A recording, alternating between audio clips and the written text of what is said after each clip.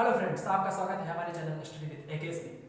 मैं आप लोगों को पढ़ा रहा था दिल्ली सल्तनत के बारे में। उससे पहले आप लोगों ने मध्यकालीन भारत में अरबों के आक्रमण के बारे में पढ़ लिया था। सबसे पहले आपको पता है कि मोहम्मद बिन कासिम ने आक्रमण किया, फिर जो है मोहम्मद गजनवी, और फिर उसके बाद मोहम्मद गौरी आया। मोहम्मद गौरी आया, उसने बहुत सारा क्षेत्र जीत लिया और जीत के वापस जाने लगा। तो वापस जाता तो ऐसे तो छोड़ के चला नहीं जाता भाई, कोई अपनी चीज किसी अपने विश्वास पात्र आदमी को देकर जाता है। तो उसने अपना जो है कुतुबुद्दीन ऐबक को सारा रात पढ़ कर गया था, ठीक है।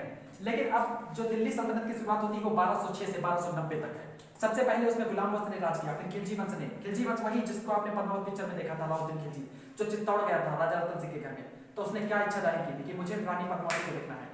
तो आपको पता है राजा रतन सिंह ने क्या कहा था कि चित्तौड़ में अतिथि को भगवान माना जाता है, वरना इसी वक्त तुम्हारा सरदार क्या होता। आप लोगों ने देखा तो जरूर होगा। मैंने सोचा आपको एक डायलॉग सुना, मजा आ जाए आपको, क्योंकि हमने सोचा है कि सबको मजे से पढ़ाएंगे। उसके बाद तुगलक वंश ने, नाम से देखो कैसा है तुगलक, तुगलक पता नहीं क्या है वर्ड में।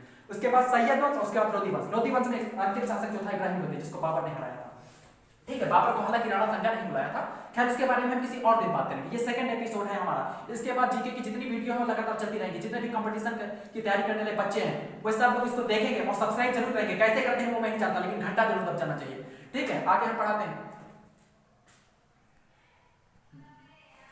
हाँ, तो दिल्ली सल्तनत में हम सबसे पहले पढ़ेंगे गुलाम वंश के बारे में। गुलाम वंश में 3 महत्वपूर्ण शासक थे। एक आपका कुतुबुद्दीन ऐबक था, और एक इल्तुतमिश, रजिया सुल्तान और गयासुद्दीन बलबन। ये 4 शासक ज्यादा महत्वपूर्ण हैं। बाकी जो ये 3 वाले हैं ये महत्वपूर्ण नहीं है, ये किसी और के इशारे पे चलते हैं। जो इंसान अपनी खुद वैल्यू नहीं करता उसकी दूसरी कौन वैल्यू करेगा, वही बात इनके साथ हो गई। तो एक बात और मैं बता दूं, ये तीनों एक ही जात के नहीं थे। जो कुतुबुद्दीन ऐबक था ये कुतुबी जनजाति का एक तुर्क था, और जो इल्तुतमिश और गयासुद्दीन बलबन था ये इल्बरी तुर्क थे। इल्बरी एक जनजाति होती है, उसके ये तुर्क थे, और ये कुतुबी तुर्क था। अच्छा, कुतुबुद्दीन ऐबक के बारे में अब हम लोग पढ़ते हैं खूब डिटेल में, तो थोड़ा सा रुकिए अभी मैं बताऊं। हाँ, तो अब हम लोग जानेंगे कुतुबुद्दीन ऐबक के बारे में। कौन था, कहां से आया था, कैसे आया। तो सबसे पहले हम थोड़ा ये जान लेते हैं कि कुतुबुद्दीन एक जो गुलाम था, जिसको एक काजी का नाम था आपका जो है अब्दुल अजीज कुकी नाम का एक काजी था, जिसने उसे निसापुर में खरीद लिया था। अब वो काजी के पास रहता था, तो काजी को जानते हो वो हमेशा कुरान सिखाया करता होगा। तो उसके संपर्क में कुरान वो बहुत अच्छा गाने लगे था, एकदम सुरीली आवाज में, इसीलिए उसको उपाधि दे दी गई थी कुरान खां की। उसकी एक दूसरी बात भी थी, उसे हातिम ताई भी कहा जाता था। पिक्चर तो आपने देखी होगी हातिम ताई, तो उसे हातिम ताई भी कहा जाता था। दूसरी बात लाख उसे इसलिए कहा जाता था क्योंकि बहुत दानी था। ऐसा मुझे लगता है कि जब उसके घर में कोई रिश्तेदार या देहात कराते होंगे तो उन्हें 2-4 पैसे दे देता होगा, इसीलिए उसे दानी कहकर जो है लाख बख्श जो है उपाधि दे दी। दूसरी बात कि उसका कुछ हम जानते हैं कि जब वो उस काजी के द्वारा खरीद लिया गया था, उसके बाद वो आया निसापुर से गजनी में मोहम्मद गौरी ने उसे खरीद लिया। वो इतना जो है मोहम्मद गौरी का पसंदीदा और विश्वास पात्र जो है आदमी बन गया कि मोहम्मद गौरी ने उसे जो है अमीर आखुर बना दिया। अमीर आखुर वो होता है जो अस्तबल में घोड़ों की देखभाल करता है, उसे वो बना दिया। और फिर जब तराइन का युद्ध हुआ था पृथ्वीराज चौहान से, उसमें इसने बहुत महत्वपूर्ण भूमिका निभाई थी। इतने खुश होकर के मोहम्मद गौरी ने इसे जो है भारत का उत्तरी भाग इसे जो है दे दिया था कि तुम राज्य करो। अच्छा, मोहम्मद गौरी के 2 और गुलाम थे, एक था आपका यादौज और दूसरा था नसीरुद्दीन कुबाचा। तो थोड़ा हिस्सा उन्होंने भी कहा था कि भाई हम भी तो उनसे बहुत महत्वपूर्ण गुलाम है, हमें भी थोड़ा हिस्सा चाहिए, तो थोड़ा हिस्सा उनको भी मिला था। तो जब मोहम्मद गौरी की मृत्यु हो गई तो कुछ जो उनके अमीर होते हैं, अमीर मतलब सरदार, भाई किसी के बल पे राज्य करते हैं ये लोग, कुछ सरदार या सामंत जैसे होते थे राजाओं के, ऐसे इनके सरदार होते थे। तो उन सरदार, क्योंकि अब मोहम्मद गौरी की कोई औलाद थी नहीं, तो राज्य कौन करता। तो जो वहाँ के अमीर थे यानी कि जो सरदार थे, उसने कुतुबुद्दीन ऐबक को बुलाया, कहा कि तुम भाई मोहम्मद गौरी के बहुत विश्वास पात्र आदमी थे, तुम ही जो है बन जाओ सुल्तान, ठीक है। तो मोहम्मद गौरी मरा था 15 मार्च 1206 ईस्वी को दमनक नामक स्थान पर, सिंधु नदी के किनारे। तो बहुत उनके सबके समझाने पर, अमीरों और सरदारों के बहुत समझाने पर 24 जून 1206 को इसने अपना राज्याभिषेक कराया और ये गद्दी पे बैठा। लेकिन इसने कभी सुल्तान की उपाधि नहीं ग्रहण की, जो है एक सिपा सलार के रूप में जो है जिंदगी भर राज्य करता रहा, ठीक है।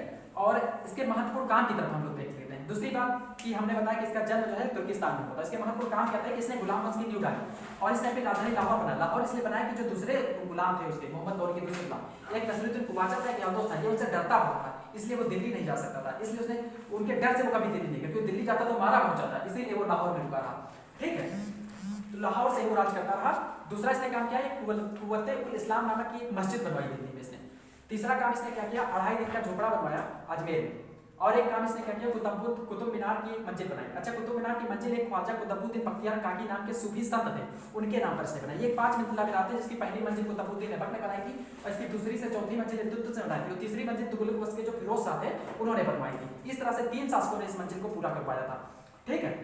दूसरा एक इसका लड़का था, उसका नाम था आराम शाह। अच्छा, एक इसका सेनापति था बख्तियार खिलजी, जो बहुत ही खतरनाक था। इसने नालंदा विश्वविद्यालय, विक्रमशिला विश्वविद्यालय को जला के नष्ट कर दिया।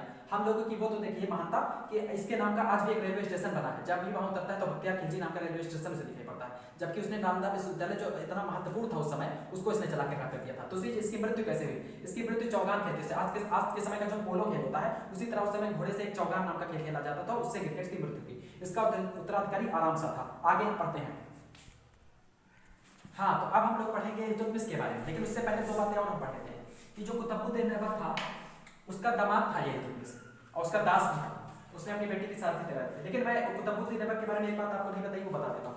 कुतुबुद्दीन ऐबक के सामने संकट बहुत सारे थे, क्योंकि एक कुबाचा और यल्दौज नाम के जो सरदार थे, उससे वो भी जो है अपने आप को उत्तराधिकारी मानते थे। तो यल्दौज जो है बहुत गुस्सैला आदमी था, इसलिए उससे वो डरता था, ठीक है, इसीलिए वो दिल्ली में नहीं रहता। दूसरी बात, कुबाचा से उसने क्या किया, वो थोड़ा शांत स्वभाव का आदमी था, उससे अपनी बहन का विवाह करवा दिया, ताकि अब उससे रिश्तेदारी हो जाएगी तो संकट टल जाएगा, ठीक है।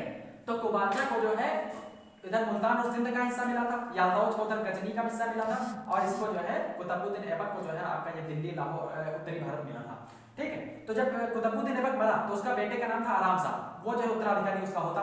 लेकिन भाई वो आराम बहुत करता था, ठीक है, आराम इतना करता था कि लोगों ने कहा तुम बेटा आराम ही करो, तुम कुछ कर नहीं पाओगे, ठीक है।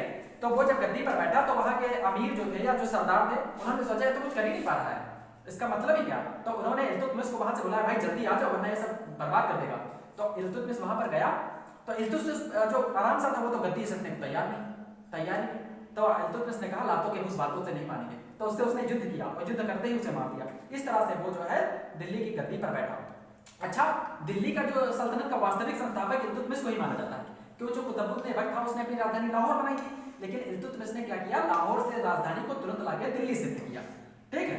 दूसरा काम क्या है कि इल्तुतमिश की कुछ उपाधियों के बारे में देख लेते हैं। इल्तुतमिश की एक उपाधि थी आमीर उल उमरा नाम की। अच्छा, बगदाद के जो द्वितीय खलीफा थे, एक्चुअली होता यह था कि उस समय जो भी मुस्लिम शासक जो बनते थे वो बगदाद के जो खलीफा थे उनके अधीन रहते थे, मतलब उनके अनुसार शासन करते थे। तो बगदाद के जो दूसरे खलीफा थे उन्होंने इसे सुल्तान आजम की उपाधि दी थी, और नासिर अमीर उल मोमिन भी इसकी उपाधि थी। उतबी उस समय का एक वो था, क्या कहते हैं, कवि था उसके दरबार में, जिसने जिमावी उल हिकायत इसे कहा है, ठीक है। अच्छा, इसके कुछ महत्वपूर्ण कामों को भी हम लोग देख लेते हैं। इसका महत्वपूर्ण काम क्या है कि कुतुब मीनार जो कुतुबुद्दीन ऐबक ने शुरू कराई थी, उसका एक मंजिला कुतुबुद्दीन ऐबक बनाया था। तो 2 से 4 मंजिल जो बनवाए थे इल्तुतमिश ने, तो उसको पूरा करवाने का काम किया कुतुबुद्दीन ऐबक ने, ठीक है। और इसका एक महत्वपूर्ण काम था, इसने दिल्ली में अपने बेटे नसरुद्दीन का मकबरा बनवाया था। तो ये मकबरा भी उस समय का सबसे महत्वपूर्ण, क्योंकि सबसे पहला है तुर्की मकबरा जो है भारत में बना था, ठीक है। तीसरा काम क्या किया भाई, अब जो यादौज था वो अपने आप को दिल्ली का जो है मानता था उत्तराधिकारी, क्योंकि वो सोचता था कि हम भी तो मोहम्मद गौरी के सरदार थे, हमें दिल्ली मिलनी चाहिए, ठीक है। तो इसने क्या किया, और उधर कुबाचा तो खैर शांत आदमी था, सीधा सा आदमी था, उसने इसको बिल्कुल भी परेशान नहीं किया, लेकिन फिर भी इसने अपनी सेना जो है भेजकर वहां पे मुल्तान और सिंध पे कब्जा कर लिया कुबाचा को हराकर, जबकि वो सीधा साधा आदमी था, ठीक है। तो इसने क्या किया, इन सब मुसीबतों से निपटने के लिए इसने जो 40 सरदार थे इस समय, उनकी एक जो है टुकड़ी बनाई, जिसको तुर्के चहलगानी कहा जाता है, 40, ठीक है, ये काम किया। और दूसरा काम क्या किया, इसने बदायूं में जामा मस्जिद का निर्माण कराया, इक्ता व्यवस्था इसने लागू की। हालांकि इक्ता व्यवस्था मोहम्मद गौरी भी चला रहा था। इक्ता व्यवस्था में क्या होता है, किसी कर्मचारी को जो है धन ना देकर के उसे जमीन दे दी जाती थी कि इतने जमीन को देकर तुम करोगे, यहाँ से लगान और वसूल कर तुम दोगे। तो इक्ता व्यवस्था जो है इसने आधिकारिक रूप से इसने चलाई, ठीक है। दूसरा काम इसने क्या किया कि इसके जो बच्चे थे, इसके 3-4 बच्चे थे लगभग, तो इसने सबको जो है ट्रेनिंग दी थी उसकी मार्शल आर्ट की, सारे बच्चों को अपने जो है काबिल बनाया था। लेकिन उसने देखा कि इसके जो बच्चे हैं, लड़के हैं, वो सब लोग विलास में जो है व्यस्त हो गए, कोई भी जो है इतना काबिल नहीं था। तो इसने अपने मरने से पहले अपना उत्तराधिकारी रजिया सुल्तान को घोषित किया, ठीक है।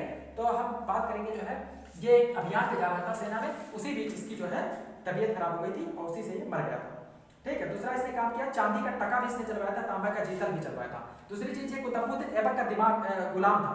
सोचो, ये कुतुबुद्दीन ऐबक खुद भी गुलाम था, लेकिन उसने इसे भी जो गुलाम, इसे 1 लाख जीतल देकर कुतुबुद्दीन ऐबक ने खरीदा था, इसलिए ये गुलामों का गुलाम हो गया। क्वेश्चन इतिहास में ये भी आता है कि गुलामों का गुलाम कौन था, तो आपको बताना होगा कि इल्तुतमिश गुलामों का गुलाम था, ठीक है। अब हम बात करेंगे किसकी, रजिया सुल्तान की। रजिया सुल्तान से पहले इसका एक उत्तराधिकारी था रुकनुद्दीन फिरोज, उसके बारे में थोड़ी सी बात करेंगे वन लाइन, उसके बाद हम रजिया सुल्तान की बात करेंगे, ठीक।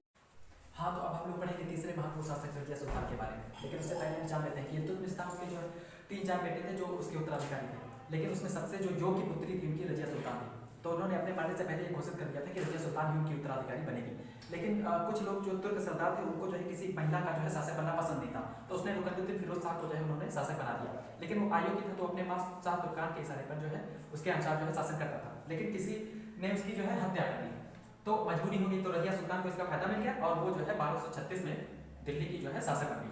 1236 से 1240 तक उसका कार्यकाल रहा। तो सबसे इंपॉर्टेंट बात, वो प्रथम मुस्लिम महिला शासक थी। दूसरी बात, उसने उद्मत उल निस्वा की उपाधि धारण की थी। तीसरा, कुछ लोग जो है उसमें षड्यंत्र भी रच रहे थे रजिया सुल्तान के खिलाफ, इसलिए वो जो है दरबार में जो है कोट, कुबा मीन्स कोट होता है, कोट और कुला, कुला मतलब टोपी होता है, पहनकर आने जाने लगी। इससे भी कुछ लोगों को बहुत दिक्कत होने लगी। ठीक है, तो उसने अपना जो अमीर आकुर था, अमीर आकुर असूसाला का प्रधान को कहते हैं, उसने मलिक जलालुद्दीन को नियुक्त किया। ठीक है, एक इसमें था बलबन, बलबन नाम का तुर्क सरदार था, जो ये भी एक गुलाम ही था। ठीक है, ये बहुत मतलब दिमागी आदमी था, बहुत षड्यंत्रकारी आदमी था। इसने जो है रजिया सुल्तान को जो हटाने के लिए एक षड्यंत्र रचा। उस षड्यंत्र में क्या रचा इसने कि इसको जो है भटिंडा के सूबेदार अतुनिया से लड़वा दिया, लेकिन उससे ये पराजित हो गई। तो खैर उससे पराजित होकर उसने जो है अतुनिया से शादी कर दी। तो इससे उससे क्या हुआ कि इसका जो दिल्ली का शासन था उससे छूट गया, वहाँ उसके साथ रहने लगे। बाद में क्या हुआ कि जब इन दोनों ने फिर से दिल्ली के शासन प्राप्त करने की कोशिश की, तो डाकुओं द्वारा कैथल नामक स्थान पर इनकी हत्या कर दी गई। अब हम तीसरे शासक के बारे में पढ़ेंगे जो बलबन है। उससे पहले दो और शासक थे, वो ज़्यादा महत्वपूर्ण नहीं, लेकिन एक एक दो लाइन की चीज़ें हैं, उसके बारे में जानते हैं। फिर तीसरे महत्वपूर्ण शासक बलबन के बारे में। ठीक है, तो इसमें रजिया सुल्तान के बाद बहराम शाह था, जो 1240 से 1242 ईस्वी तक रहा। फिर अलाउद्दीन मसूद शाह था, जो 1242 से 1246 ईस्वी तक रहा। फिर नसीरुद्दीन महमूद रहा, जो 1246 से 1266 तक रहा। तो हम लोग पढ़ते हैं रजिया सुल्तान के बाद जो शासक बना वो आपका बहराम शाह था। ठीक है, बहराम शाह को इसी शब्द में शासक बनाया गया था। एक्चुअली बहराम खां का एक दोस्त था, उसका नाम था क्या, एतकीन। एतकीन और बहराम शाह दोनों ने मिलकर के रजिया सुल्तान की हत्या करवा दी थी। तो इसी शब्द में उसे सुल्तान बनाया गया था। भाई सुल्तान तो तुम रहोगे, लेकिन अधिकार तुम्हारे पास ज्यादा नहीं रहेगी, इसलिए एक नया पद बनाया गया, नायब मामला। वो पद मिला एतकीन को, क्योंकि उसने ही उसकी बहुत मदद की थी। ये बहराम शाह, अलाउद्दीन मसूद शाह और नसीरुद्दीन महमूद शाह, इनका हाल एकदम वही है जैसा वो बाजीराव मस्तानी सबने पिक्चर तो देखी होगी, जब वो क्या कहते हैं बाजीराव मस्तानी उससे मिलने जाता है निजामुद्दीन से, तो क्या कहता है निजामुद्दीन उससे कि मैंने सुना है कि मराठा में अगर कोई बहादुर है तो वो बाजी ही बाजी है, बाकी तो सब काजी है। तो बाजीराव मस्तानी उससे क्या कहता है, दक्कन में अगर कोई बहादुर है तो निजाम ही निजाम, बाकी सब उठ लो क्या। तो ऐसा ही सबका हाल था, समझ लो। ठीक है, तो इसमें बहराम शाह था, इसने 1240 से 1242 ईस्वी तक शासन किया।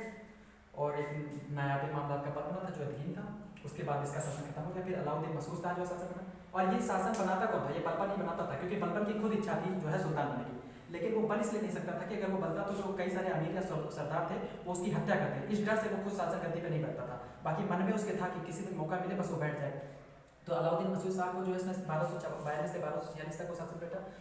वहाँ पर जो है बलबन को कौन, अमीर हाजिब के पद जो है बलबन को मिला। उसके बाद तीसरा शासक नसीरुद्दीन महमूद था, जिसको बलबन द्वारा बनाया गया था। तो इस बलबन ने अपनी बेटी का विवाह भी नसीरुद्दीन महमूद से करवा दिया था, इसलिए नसीरुद्दीन महमूद शाह ने उसे उलूग खां की उपाधि दे दी थी, यानी कि बलबन जो है तख्त के बहुत नजदीक ही था इस समय। ठीक है, और जो नसीरुद्दीन महमूद का जो मुख्य काजी था वो मिनाजुल सिराज था, उसने तबकात नासिरी नाम की बुक लिखी थी। नासिरी मतलब उसमें नसीरुद्दीन महमूद के बारे में ही होगा। अच्छा, नसीरुद्दीन महमूद शाह के बारे में लोग ऐसा कहते हैं कि भाई वो अपना खर्च जो है शासन से नहीं चलाता था, वो जो है टोपी बेचकर अपना खर्च चलाता था। ये कितनी वो वाली बात है कि एक सुल्तान आदमी जो है टोपी बेचकर अपना खर्च चला रहा है। अब हम बलबन के बारे में पढ़ेंगे नेक्स्ट।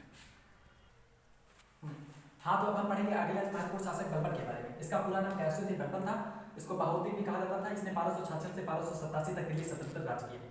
ठीक है, कितने दिन से भरा बैठा था, ये सबके खिलाफ जो है षड्यंत्र रच रहा था। इसने रजिया को भी मरवाने में इसका हाथ था, समझ लीजिए। बाकी जो उसने 2-3 सुल्तान बनाए उसको भी बनाने में उसमें भी इसका हाथ था। लेकिन इसे अब मौका मिल गया, जब इसका दामाद जो था नसीरुद्दीन महमूद मर गया तो इसको मौका मिल गया जो है गद्दी पर बैठने का। तो 1266 ईस्वी में दिल्ली की गद्दी पर बैठा और सुल्तान बना। ठीक है, फिरदौसी ने इसे अफिया सिराज वंशज का जो है बताया। ठीक है, इसके दरबार में 2 महत्वपूर्ण कवि रहते थे, इसमें कामिल खुसरू और कामिल हसन था। इसके महत्वपूर्ण काम क्या थे, ये भारत का जो है मंगोलों से रक्षा करने में सफल रहा। इसने नवरोज उत्सव आरंभ किया, ये तुर्कों का एक त्यौहार होता है, इसको इसने जो है शुरुआत कराई। चालीसा जो इल्तुतमिश ने चालीसा बनाई थी, 40 सरदारों की एक जो टोली बनाई थी, जो कह सकते हैं अपनी रक्षा के लिए, उसका इसने विनाश कर दिया। इसने सिजदा और पैगोस की शुरुआत। सिजदा में क्या होता था, घुटने पर बैठकर जो है अपने सुल्तान को जो सलाम करते थे। पैगोस में क्या होता था कि अपने सुल्तान के पैरों को चूमने की प्रथा को जो है पैगोस प्रथा कहा जाता है। ये देखो कितना जो है इसके अंदर अहंकार आ गया था। वही कहते हैं ना कि विनाश के नाले विपरीत बुद्धि, जब किसी को विनाश होना होता है तो उसकी बुद्धि बहुत खराब हो जाती है। इसने अपने दुश्मनों की लौह रक्त नीति, लौह रक्त नीति में क्या होता था, ये अपने दुश्मनों की पत्नी और बच्चों को पकड़ बंदी बना लेता था, बाद उसे मार देता था। तीसरा, इसके बाद जो शासक बना वो बना कैकुबाद, और कैकुबाद के जो अंतिम शासक था गुलाम का, वो था शमसुद्दीन क्यूमर्स। शमसुद्दीन क्यूमर्स का सेनापति था जलालुद्दीन खिलजी। जलालुद्दीन खिलजी ने मौका पाते ही शमसुद्दीन क्यूमर्स को मार दिया और खिलजी वंश की स्थापना की। और इसके हम नेक्स्ट वीडियो में पढ़ेंगे खिलजी वंश के बारे में। ठीक है, आज के लिए इतना ही, धन्यवाद।